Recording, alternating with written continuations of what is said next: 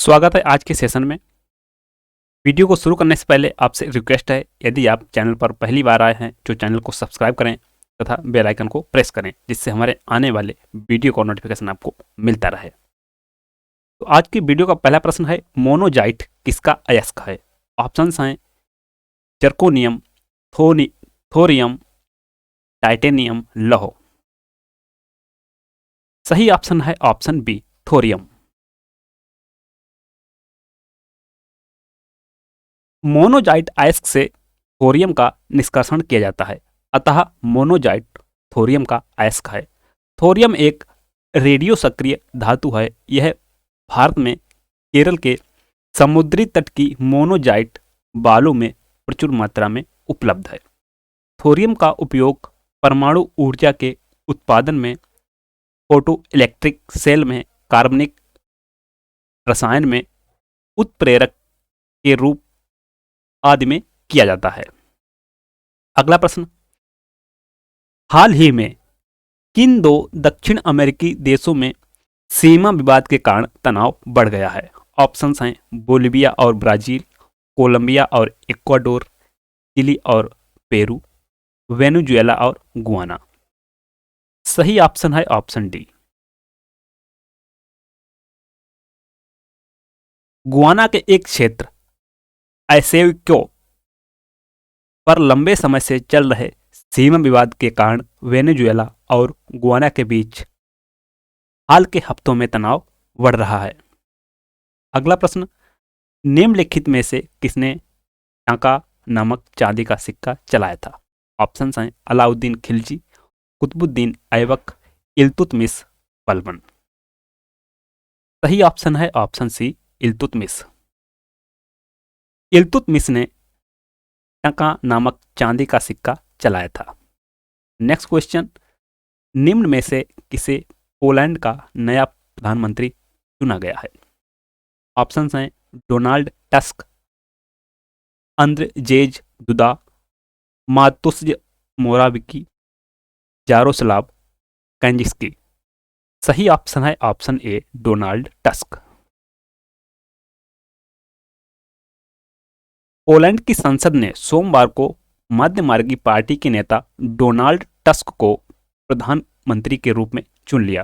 Poland आधिकारिक तौर पर पोलैंड गणराज्य मध्य यूरोप में एक देश है। इसकी राजधानी वारसा है।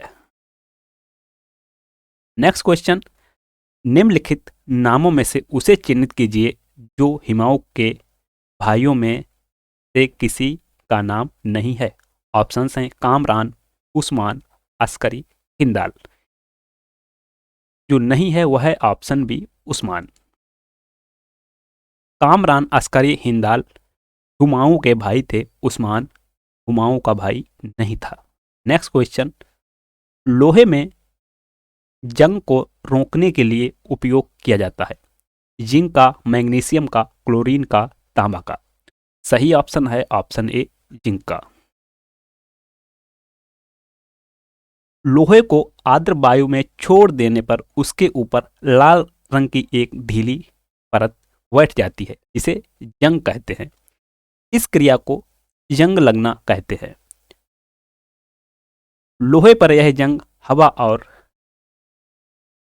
हवा की नमी और ऑक्सीजन के कारण लगता है। नेक्स्ट क्वेश्चन, विश्व में उपयोग में लाई जाने वाली प्रथम धातु थी तांबा, सोना, चांदी, लोहा। सही ऑप्शन है ऑप्शन ए, तांबा। जिस काल में मनुष्य ने पत्थर और तांबे के औजारों का साथ साथ प्रयोग किया, उस काल को ताम्र पाषाणिक काल कहते हैं। सर्वप्रथम जिस धातु को प्रयोग में लाया गया वह तांबा थी। ऐसा माना जाता है कि तांबे का सर्वप्रथम प्रयोग करीब 5000 ईसा पूर्व में किया गया। नेक्स्ट क्वेश्चन, स्टेनलेस स्टील में निम्नलिखित में से कौन से तत्व सम्मिलित हैं? ऑप्शंस हैं क्रोमियम, निकेल, लोहा, निकेल, लोहा और कार्बन, लोहा, कार्बन और तांबा, लोहा, क्रोमियम और कार्बन। सही ऑप्शन है ऑप्शन डी। स्टेनलेस स्टील मिश्र धातु है। इसमें निम्नलिखित तत्व सम्मिलित होते हैं: आयरन, क्रोमियम, मैंगनीज और कार्बन। अगला प्रश्न, जापान की 1953 में होने वाली मिनीमाटा व्याधि हुई थी, उन मछलियों को खाने से जो संक्रमित थीं, निकिल द्वारा, शीशे द्वारा, पारा द्वारा, कैडमियम द्वारा। सही ऑप्शन है ऑप्शन सी, पारा द्वारा। मिनीमाटा व्याधि सर्वप्रथम जापान के मिनीमाटा शहर में ज्ञात हुई थी। यह व्याधि औद्योगिक संदूषित जल में मिथाइल मरकरी की निकासी से मिनीमाटा खाड़ी और सिरानुई सागर में मछलियों और सीपी के प्रदूषण होने से हुई थी। नेक्स्ट क्वेश्चन, मस्तिष्क और मेरुरज्जु पर चढ़ी झिल्ली में सूजन आ जाने से होने वाला रोग है। Leukaemia, paralysis, sclerosis, meningitis. सही ऑप्शन है option D, meningitis. Meningitis virus से फैलने वाली बीमारी है। इस रोग में मस्तिष्क प्रभावित होता है।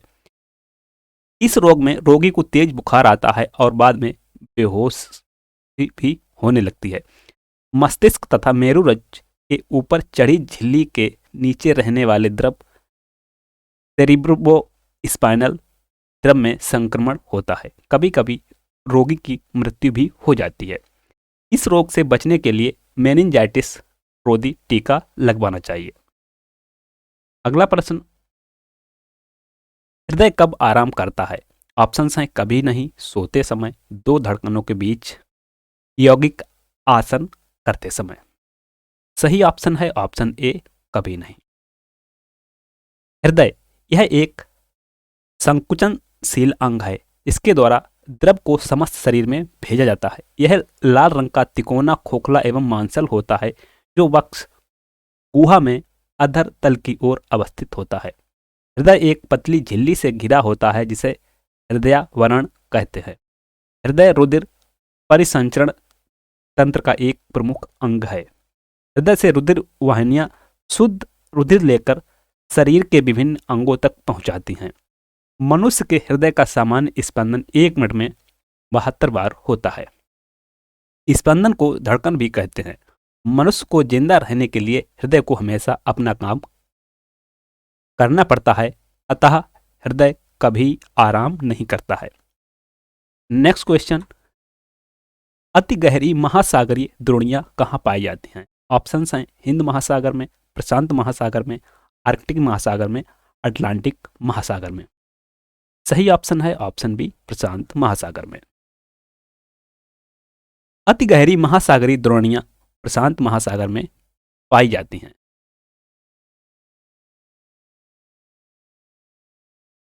यहाँ की प्रमुख द्रोणियां इस प्रकार हैं: फिलीपींस द्रोणी, फिजी द्रोणी, पूर्वी ऑस्ट्रेलिया द्रोणी, जेफ्रीज द्रोणी। अगला प्रश्न, ओजोन परत मुख्यतः जहां अवस्थित रहती है वह है ट्रोपोस्फेयर, स्ट्रेटोस्फेयर, मेसोस्फेयर, आयनोस्फेयर। सही ऑप्शन है ऑप्शन बी, स्ट्रेटोस्फेयर। ओजोन परत मुख्यतः स्ट्रेटोस्फेयर में अवस्थित है। धरातल से 32 किलोमीटर से 60 किलोमीटर के मध्य ओजोन मंडल है। इस मंडल में ओजोन गैस की एक परत पाई जाती है जो सूर्य से आने वाली पराबैंगनी किरणों को अवशोषित करती है। इसलिए इसे पृथ्वी का सुरक्षा कवच कहते हैं। ओजोन परत को नष्ट करने वाली गैस CFC क्लोरोफ्लोरोकार्बन है। यह एयर कंडीशनर, रेफ्रिजरेटर आदि से निकलती है। ओजोन परत की मोटाई नापने की इकाई डायवसन है। इस मंडल में ऊंचाई के साथ तापमान बढ़ता जाता है। इस मंडल में ऊंचाई के साथ तापमान बढ़ता जाता है। प्रति 1 किलोमीटर की ऊंचाई पर तापमान में 5 डिग्री सेल्सियस की वृद्धि होती है। अगला प्रश्न, हाल ही में दुनिया का 8वां अजूबा किसे घोषित किया गया है? ऑप्शंस हैं Victoria memorial, Petra, Machu Picchu, Angkor Wat मंदिर। सही ऑप्शन है ऑप्शन डी, अंगकोर वाट मंदिर। हाल ही में कंबोडिया के अंगकोर वाट मंदिर को दुनिया का 8वां अजूबा करार दिया गया है। भगवान विष्णु को समर्पित यह मंदिर कंबोडिया के अंकोरयोम में स्थित है, जिसे प्राचीन काल में यशोधरपुर कहा जाता है। दुनिया का 8वां अजूबा अंकोर वाट इसकी वास्तुशिल्प प्रतिभा है। यह मंदिर लगभग 500 एकड़ में फैला है। इसकी बाहरी दीवारों के चारों ओर एक विशाल खाई है। केंद्रीय मंदिर परिसर समरूपता और सटीकता का चमत्कार है, जिसे 5 कमल के आकार के टावर हैं जो माउंट पेरू का प्रतिनिधित्व करते हैं, जो हिंदू और बौद्ध ब्रह्मांड विज्ञान में देवताओं का पौराणिक निवास है। Thanks for watching. वीडियो को लाइक करें, शेयर करें, कमेंट्स करें और चैनल को सब्सक्राइब नहीं किया है तो सब्सक्राइब कर लें तथा बेल आइकन को प्रेस कर लें, जिससे हमारे आने वाले वीडियो का नोटिफिकेशन आपको मिलता रहे। मिलते हैं नेक्स्ट वीडियो में नए प्रश्नों के साथ। तब तक के लिए जय हिंद।